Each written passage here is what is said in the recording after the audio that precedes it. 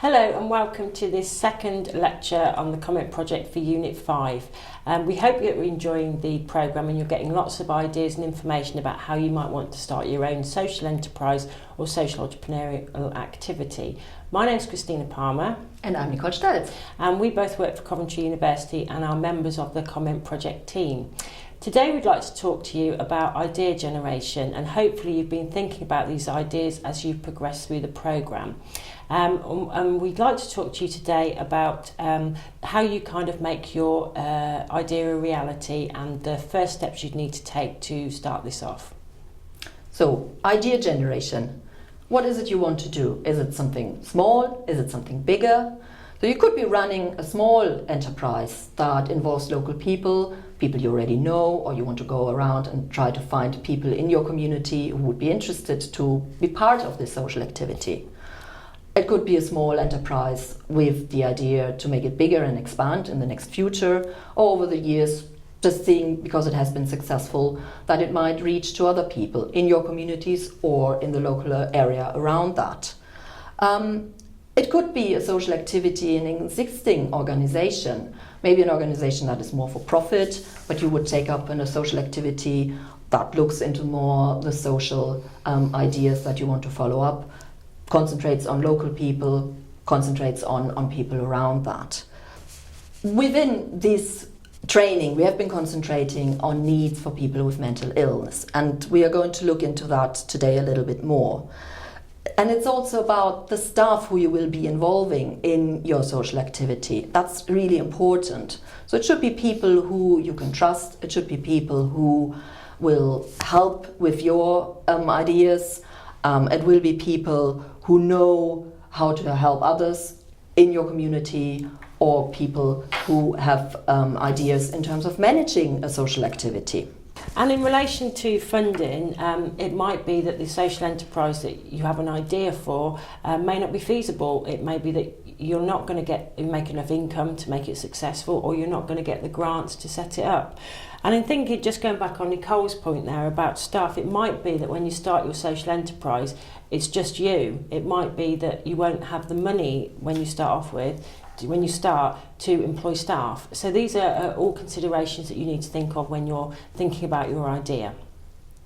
So what ideas could there be that would be successful to be involving people in the community, or would be good for the needs that your community has? There have been successful projects around gardening services, other social enterprises around cafes, and then involve people from the community to support, to give peer support, or just to be there as a place to come to and relax and be fine and be supported. You could run something like a training consultancy and give your expertise and experiences to other people who might be interested. You could run some like mechanical services where people get involved and be able to do something.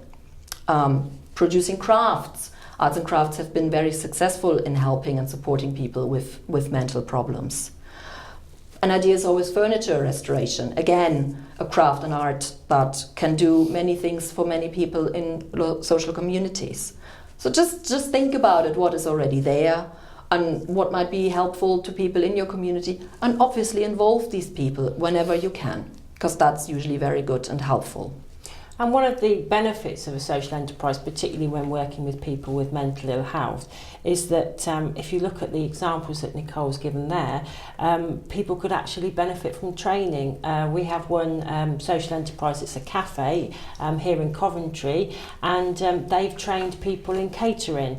So not only is it an income generating thing, but also people are gaining new skills and they may wish to move on to other jobs in the future.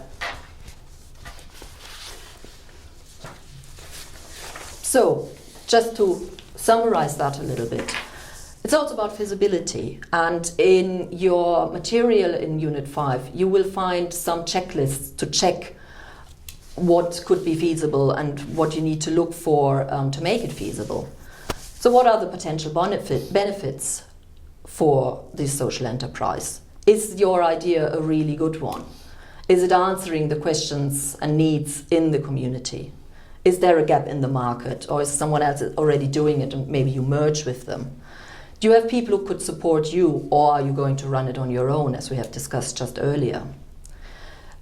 Is it viable? That's not just financial, but also in terms of support for people. And who are your stakeholders? Who are the people who you can trust? We don't ask you to set up a board, but it's sometimes really helpful if you have someone where you can go back to and discuss, and critical friends who will ask the right questions.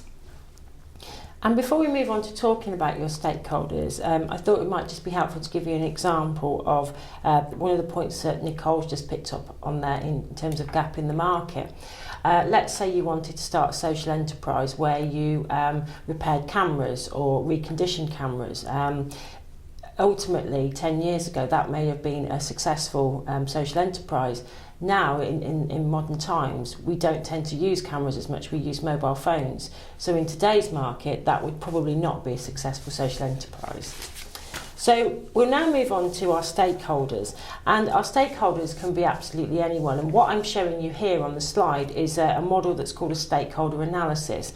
I'm not going to go into this in a massive amount of detail. A simple Google search will give you more information around this, but the basic principle of this is to think about who your stakeholders are. Some of your stakeholders will have more power than others. These might be people who are your funders or people from statutory agencies that you will need to report to. And demonstrate quality to. Equally, you may have other stakeholders who might be members of the local community who, although are important and can give you lots of advice, may not have as much power as those people. In terms of how you keep involving people, some of your stakeholders will want to be involved on a very regular basis. They'll want to know what's going on. These people might be powerful, or they may not be powerful, but they may be people that it's useful for you to keep involved and informed on a regular basis. Other stakeholders may not want that regular involvement. They just might want, for example, monthly updates. So that's something you need to consider. And in terms of who your stakeholders are, I've got some examples I'll just talk through with you now. The first one is people who currently use services. And in any social enterprise, based on the philosophy that sits behind social enterprises, it's really, really important that you involve people who use services currently. And in this case, that would be people with mental ill health.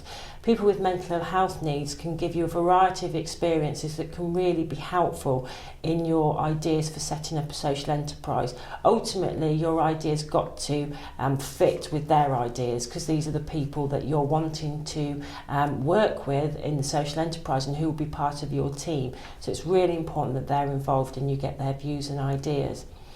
Also, you may at this point have identified potential co-workers or colleagues or members of the team that you might manage, depending on the way in which you need to set this up.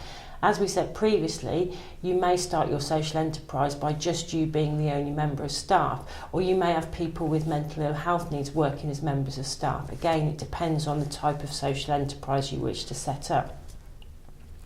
But these are people that really need to be involved at the early stages so you can get their ideas.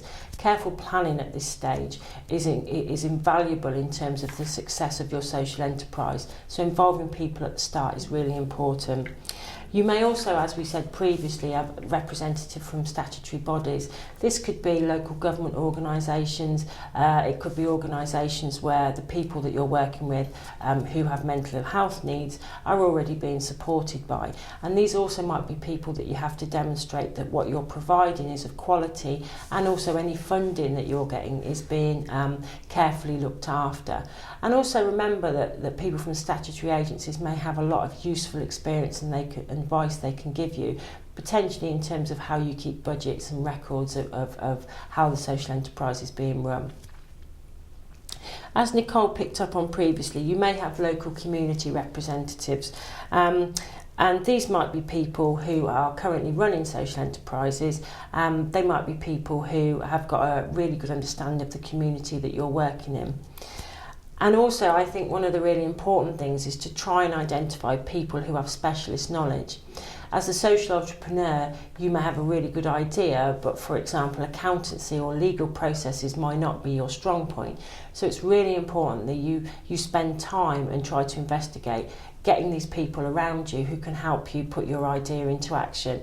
You don't have to be an expert at everything to run a social enterprise, but you do need to know who you can call on to get the advice that you need. And that could be someone from a different social enterprise, maybe in a completely different field. But it would be good to network with other people who run social enterprises, just to pick up on their expertise and get their guidance in terms of how to run a social enterprise, how to involve other people, staff members, the community, and just to keep on networking and talking about their successes and also how they overcome barriers and challenges. And also there might be opportunities for joint work in there as well.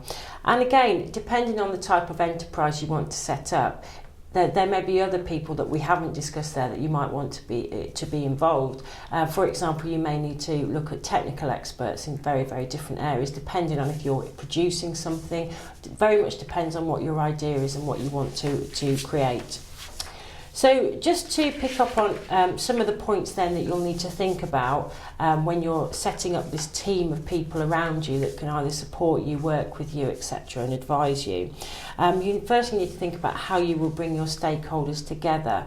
Who will they be and how will you get them together? What are the best times to get them together? Clearly, one of the starting points will be to try and organise a meeting, and there will be things that need to be considered in terms of that, in terms of venue, times, how frequently you need to have these meetings. And it's really important at the start that you agree terms of reference for these meetings. What are the expectations from what are the expectations of the people that are involved in this, but also what can they expect from you? And also it's important to develop an action plan so everybody's clear on what you want to achieve, and also timescales. And you will have read about this in Unit 5 in terms of making sure that your timescales are realistic, measurable, timed, and so you can see how you're achieving stuff and the particular steps you need to take to set up your enterprise. It's really important to keep the team motivated. I'm sure Nicole and I have both experienced times where there can be an awful lot of enthusiasm at the start of a project, but that can wane, and it's really important that you think about how you can keep the team motivated. It depends on who's on your team, it depends on what you're trying to achieve, but always remember that motivation and enabling people to maintain focus on the task and also their enthusiasm is really important. You need to lead the team, and this might not be in a traditional leadership sense in terms of managing people, but it does mean that you will need to keep the team on track and make sure you're achieving your objectives. Just in terms of leadership, think of what you've learned in the other units that have been concentrating on leadership issues. So that might be an opportunity for you to go back to that and revalue that in terms of running and managing a team for a social enterprise. And another important area is to keep records. Do not forget. Do not forget that you are running a business, and there will be legal records that you need to keep. There might also be staffing records, and these are things that you need to check out. And this is why it's really important to have those people around you that can advise you on this. Some of you may have had experience of running businesses before, and you may have that expertise, but others may not. So do make sure you've got access to that advice and guidance. And that really brings us to the end, and I think there's only one more point there in terms of try to maximise the expertise in terms of who is in your team. People are usually very willing to help, but it's important to make sure that you're aware of who is in your team and what skills and talents they've got, and try to maximise those. So I hope you found that useful and gives you a brief overview on how you might start to think about setting up your project from your idea. So thank you for listening. Please feel free to stop and start this recording should you want to go back on it and take some notes. And thank you for listening. Thank you. Bye-bye.